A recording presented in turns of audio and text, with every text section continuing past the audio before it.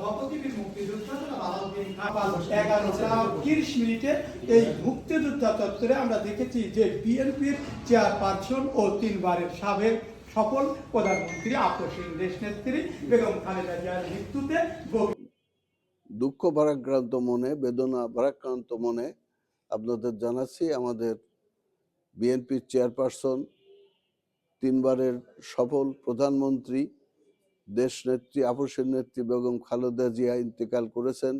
ইন্না লিল্লাহি ওয়া ইন্না ইলাইহি রাজিউন।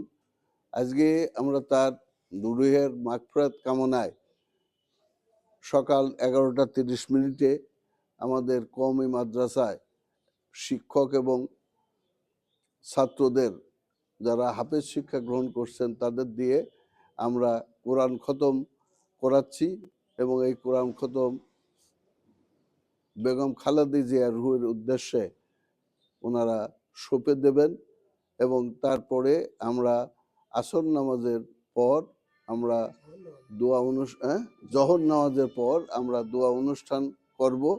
হ্যাঁ, এই আমাদের আজকের প্রোগ্রাম। পরবর্তীতে আমরা মিলাদ মাহফিল করব উনি কবরস্থ হয়ে যাওয়ার পরে।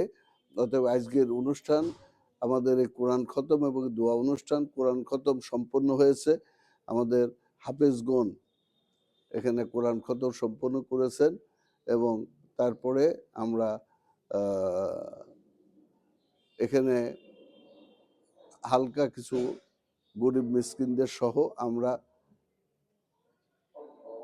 খাওয়া দাওয়ার আয়োজন আছে। তারপরে নামাজের পরে আমরা 2টোর পরে এই দোয়া অনুষ্ঠান অনুষ্ঠিত হবে। ধন্যবাদ।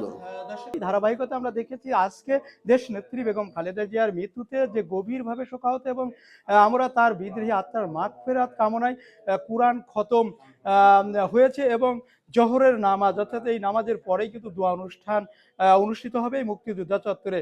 সরাসরি দেখাতে বিটিভি লাইভ থেকে যুক্ত ছিলাম। যে যেখান থেকে লাইভটি দেখছেন অবশ্যই লাইভটি শেয়ার করবেন।